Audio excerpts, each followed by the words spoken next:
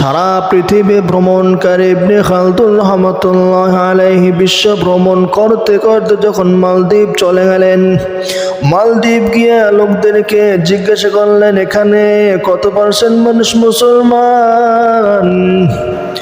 মালদ্বীপ এলাকার লোকেরা জানাইলো, আমাদের দেশের 100% মানুষ মুসলমান, কোনো হিন্দু নাই, কোনো বৌদ্ধ নাই, কোনো খ্রিস্টান নাই। আমরা এই দেশে যারা আছি সবাই হলাম মুসলমান। কাউকে যদি এই দেশের নাগরিক হয়ে থাকতে হয় তাহলে তাকে মুসলমান হতে হবে, নতুবা কেউ এই দেশে নাগরিকত্ব নিয়ে থাকতে পারবে না। ইবনে খালদুন রহমাতুল্লাহ আলাইহি আশ্চর্য হয়ে গেলেন, তোমরা এই নিয়মটা কেন করলে? এই নিয়মটি করার কারণ কি? তারা জানাইলে একটি বিশেষ ঘটনা আছে, যে ঘটনার কারণে আমরা সবাই মুসলমান, কোনো মুসলমান এই দেশে নাই। তিনি জানতে চাইলেন, বলো কি তোমাদের সে ঘটনা? লোকেরা জানাইলো, আজ থেকে শত শত বছর পূর্বে আরব দেশের একটি জাহাজ আমাদের সাগরের পাশ দেওয়া যাচ্ছিল। সমুদ্রের মধ্যে তুমুল ঝড় শুরু হয়ে গেছিল। ওই ঝড়ের কবলে পরে জাহাজটা ডুবে যায়, জাহাজের সবাই মারা যায়। শুধুমাত্র একজন আরব দেশের সন্তান হাফেজে কোরআন সে বেঁচে যায়। এই হাফেজে কোরআন সে সাগর থেকে কোনোভাবে জীবিত হয়ে পারে চলে আসে, এসে কান্নাকাটি করে, সবাই মারা গেছে, তার দেশে সে কিভাবে যাবে? এই দেশে সে কোথায় থাকবে, কোথায় খাবে, কি পরবে, কি পরবে, কি করবে না করবে, চিন্তা করতে লাগলো, কান্না করতে লাগলো। এমন সময় একজন বৃদ্ধা মহিলা দেখে ফেললো। সে জিজ্ঞাসা করলো, যুবক, তুমি কেন কাঁদো? তোমার কান্নার কারণ কি? তোমার বাড়ি কোথায়? ওই যুবক বলল, আমি হইলাম আরব দেশের মানুষ, আমরা জাহাজে করে এসেছিলাম, জাহাজের সবাই ডুবে গেছে, আমি একা মাত্র জীবিত আছি, আমি কোথায় যাব, কোথায় খাবো, সেই জন্য কান্না করতেছি, পেরেশানি করতেছি। ওই বৃদ্ধা মহিলা জানাইলো, আমার কোনো ছেলে নাই, তুমি আমার বাড়িতে চলো, আমি তোমাকে আমার সন্তান ঘোষণা করলাম। এরপর হাফেজ কোরআন সে বৃদ্ধা মহিলার বাড়িতে গেল। ওই বৃদ্ধা মহিলা বাড়িতে থাকলো আর নিজে কাঠ সংগ্রহ করে, জঙ্গলে গিয়ে কাঠ সংগ্রহ করে বাজারে বিক্রি করে খায়। এইভাবে একদিন সে দিন যাপন করতেছে। একদিন বাড়িতে আসলো, বাড়িতে এসে দেখে তার বৃদ্ধা মা কাঁদতেছে, চোখের পানি ফেলতেছে, আর তার পাশে তার ওই মেয়েটাও কাঁদতেছে, চোখের পানি ফালাইতেছে। হাফেজ কোরআন জিজ্ঞাসা করলো, মা কেন কান্দো? কান্না করার কারণ কি? ওই বৃদ্ধা মহিলা বলল, বাবা, ওই যে দেখো কান্নার কারণ কি? দেখলো সেই দেশের পুলিশ, সেই দেশের বাহিনী দাঁড়া রয়েছে। হাফেজ কোরআন কিছুই বুঝলো না, তারা কি আপনার মেয়েকে মেরে ফেলবে, এমনকি অপরাধ করেছে যে অপরাধের কারণে তাকে হত্যা করবে। ওই হাফেজ কোরআনের মা তখন বলল, বাবা কোনো অন্যায় করে নাই, কোনো অপরাধ করে নাই, আমাদের দেশে নিয়ম হইল প্রতি বছর একজন সুন্দর অবিবাহিত যুবতীকে বলি দিতে হয়। সে বলি দিলে এই সাগর থেকে কোনো তুফান, ঝড় তুফান আমাদের দেশে আসে না, দেশের সকল মানুষ নিরাপদ থেকে যায়। আর যদি কোনো মেয়েকে বলে দেওয়া না হয়, এমন ঢেউ, এমন তুফান হয় যে তুফানে, যে ঢেউয়ে সবাই মানুষের ক্ষতি হয়, অনেক মানুষ মারা যায়। যখন হাফেজ কোরআন কথাটা শুনলো, হাফেজ কোরআন বলল, মা আপনার মেয়েকে বলে দিতে হবে না, আজকে আপনি আমাকে বলে দিবেন, আপনার মেয়ের পরিবর্তে আমাকে বলে দিবেন। আমি যেহেতু সুন্দর আছি, আমার দাড়ি হয় নাই, মোচ হয় নাই, কিছু হয় নাই, আমি একজন টকবকে যুবক, আমাকে যদি শাড়ি পরে দেন, সাজে গুছাইয়া দেন, আপনার মেয়ের থেকে আমাকে সুন্দর দেখাবে। ওই বৃদ্ধা মহিলা কিছুতেই রাজি হয় না, কিছুতেই রাজি হয় না। এই হাফেজ কোরআন বৃদ্ধা মহিলাকে বলল, মা কোনো টেনশন করবেন না, এই হাফেজ কোরআন এখনো সে নিজেকে মুসলমান বলে পরিচয় দেয় না, সে যে হাফেজ সেটাও বলে পরিচয় দেয় না।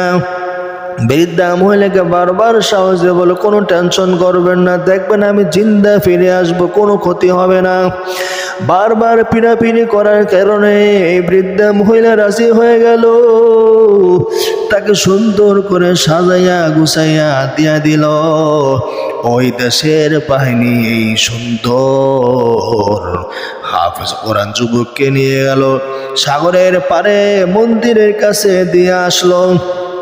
রাত্রিবেলায় সবাই যার যার বাড়িতে চলে গেল, সৈন্যবাহিনী সবাই দূর হয়ে গেছে। হাফেজ কোরআনকে মন্দিরের কাছে রেখে আসলো। ওই সাগর থেকে জিন এসে এই যুবককে খেয়ে ফেলবে, তারা আর ঢেউ তুফান ঝড় তুফান কিছুই দেবে না। হাফেজ কোরআনকে মন্দিরের কাছে রেখে আসলো। রাত্র গভীর হয়ে গেল, শো শো করে পানি ঢেউয়ের শব্দ হয়, ভয়ঙ্কর ভয়ঙ্কর বিপদের মতো মনে হয়। সবাই এমন একটা পরিস্থিতি, এখানে যদি 100 মানুষও থাকে মনে হয় সব ভয় পেয়ে যাবে। কিন্তু হাফেজ কোরআন সেই মন্দিরের কাছে সাগরের তীরে একা একা বসে রইল, একা একা বসে রইল। উজু করে 2 রাকাত নামাজ আদায় করে আল্লাহর কাছে সাহায্য চেয়ে বলল, আল্লাহ আমাকে তুমি হাফিজ বানাইছো, আমার কলবের মধ্যে তুমি কোরআন দিয়েছ।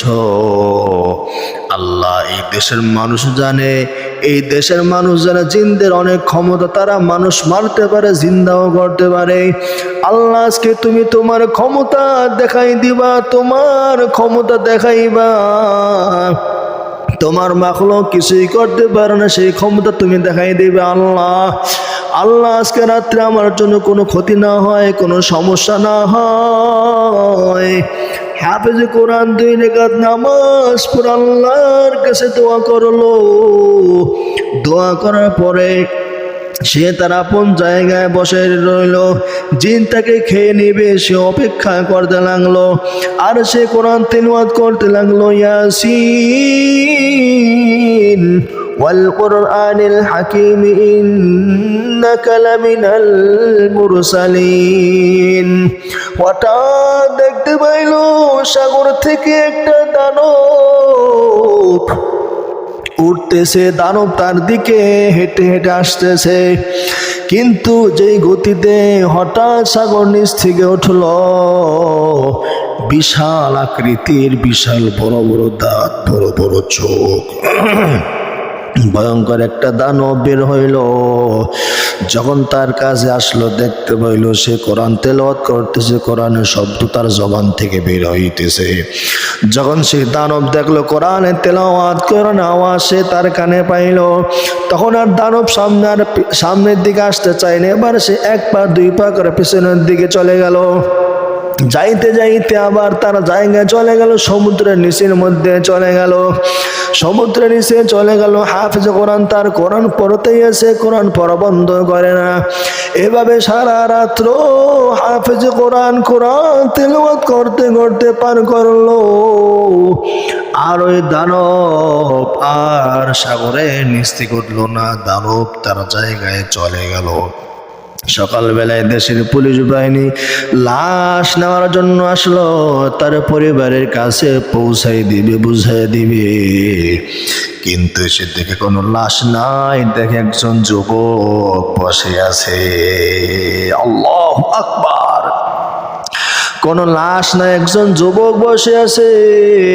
ওই পুলিশ বলল, হে যুবক, এখানে তো একটা লাশ ছিল, লাশটা কোথায় গেল? যুবক বলল, কোনো লাশ ছিল না, এখানে আমি ছিলাম, আমাকে আপনারা রেখে গিয়েছিলেন। লোকেরা বলল, না না, আমরা তো একজন মেয়ে রেখে গেছিলাম, তুমি তো যুবক, তুমি তো ছেলে। ওই যুবক বলল, না না, আমাকে আপনারা রেখে গিয়েছিলেন। ওই দেখেন, শাড়ি পরে আছে, চুড়ি পরে আছে, গলার হার পরে আছে, মাথার লম্বা লম্বা চুল পরে আছে। দেশের পুলিশ বাহিনী আশ্চর্য হয়ে গেল, আশ্চর্য হয়ে গেল। কিছুই তারা বুঝতে পারলো না। এই দানব থেকে সে কিভাবে রক্ষা পাইল, সে নিজেকে কিভাবে নিয়ন্ত্রণ করতে পারলো। তারা আশ্চর্য হয়ে বাচ্চার কাছে যুবককে নিয়ে গেল। বাচ্চা জিজ্ঞাসা করলো, যুবক, সত্যি তুমি রাত্রি জায়গায় ছিলে? ওই যুবক বলল, হ্যাঁ বাচ্চা, আমি একা রাত্রি ছিলাম, আমার সাথে কেউ ছিল না। বাচ্চা বলল, তুমি কি ভয় পাও না? ওই হাফেজ কোরআন যুবক বলল, আমি কেন ভয় পাইব? যার কলবের মধ্যে আল্লাহ আছে তার কোনো ভয় নাই। যার কলবের মধ্যে আল্লাহ আছে তার কোনো ভয় নাই। বাচ্চা জিজ্ঞাসা করলো, তুমি কি মুসলমান? ওই যুবক বলল, হ্যাঁ আমি মুসলমান। মুসলমান আল্লাহ ছাড়া কাউকে ভয় পায় না। মুসলমান যারে মরণ আল্লাহর হাতে, জীবন আল্লাহর হাতে, কোন দানবের হাতে, কোন জিনভূতের হাতে মানুষের মরণ নাই। আল্লাহর উপরে ভরসা করে আমি এই জায়গায় ছিলাম, আল্লাহর কাছে দোয়া করেছি, আল্লাহ আজকে তুমি তোমার ক্ষমতা দেখাইবা। আল্লাহ আমার দোয়া কবুল করেছেন, আল্লাহ তাআলা আমাকে রক্ষা করেছেন, আপনার দেশকে রক্ষা করেছেন। এরপরে বাচ্চা জিজ্ঞাসা করলো, আগামী বছর যখন এমন সময় আসবে তখন কি তুমি এই জায়গায় থাকতে পারবে? এই জায়গায় থাকলে আমরাও নিরাপদ, তুমিও নিরাপদ। যুবক বলল, হ্যাঁ আমি আগামী বছর এই জায়গায় থাকবো। বাচ্চা খুশি হয়ে বলল, আগামী বছর যদি তুমি এই জায়গায় থাকতে পারো, তোমার জন্য কোনো ক্ষতি না হয়, আমি কথা দিলাম, আমি আর আমার দেশের সকল জনগণ তোমার হাতে কালেমা পড়ে মুসলমান হয়ে যাব। আগামী বছর চলে আসলো, এই যুবক আবার ওই জায়গায় চলে গেল। এই যুবকের কোনো ক্ষতি হয় না, কোনো কিছু হয় নাই। বাদশা তার জনগণকে জানাই দিল, যেই ধর্ম দেশকে নিরাপত্তা দিতে পারে, যেই ধর্ম, যে কোরআন মানুষকে নিরাপত্তা দিতে পারে, যেই কোরআন, যে ধর্ম দুনিয়াতেও মানুষকে বাঁচাইতে পারে, ওই ধর্ম মানুষকে আখিরাতেও বাঁচাইতে পারবে, জাহান্নাম থেকেও বাঁচাইতে পারবে। সুতরাং এতদিন আমরা যে মূর্তির পূজা করেছি, সে মূর্তির পূজা বাদ আজকে থেকে আমরা মুসলমানদের ধর্ম পালন করব, কোরআন মানব, আল্লাহর ইবাদত করব। এরপর প্রথম দিনে 60 থেকে 65 হাজার মানুষ মুসলমান হয়। এভাবে সে মালদ্বীপের গোটা মানুষ মুসলমান হয়ে যায়। শুধু মুসলমান হয়ে ক্ষান্ত নয়, বাদশাহ ঘোষণা করে জানাই দিল, আমাদের দেশে কেউ যদি থাকতে চায় তাহলে তাকে মুসলমান হয়ে থাকতে হবে। যে ইসলামের কারণে দেশ নিরাপদ, মানুষ নিরাপদ, আমরা এই ধৈর্য হারাইতে চাই না। কেউ যদি এই দেশে থাকতে চায় মুসলমান হয়েই থাকতে হবে। কেউ যদি এই দেশে ভ্রমণ করতে চায় ভ্রমণ করতে পারবে, কিছুদিন থাকতে পারবে, কাজকর্ম করতে পারবে মুসলিম হলেও। কিন্তু কেউ যদি দেশে নাগরিকত্ব চায় তাহলে তাকে অবশ্যই এই দেশের মুসলমান হয়েই থাকতে হবে। সেই থেকে মালদ্বীপে সবাই মুসলমান। আল্লাহু আকবার! এটা কোরআনের পাওয়ার, কোরআনের মুজিজা। যেই কোরআন মানুষকে রক্ষা করতে পারবে দুনিয়ায়, সেই কোরআন পরকাল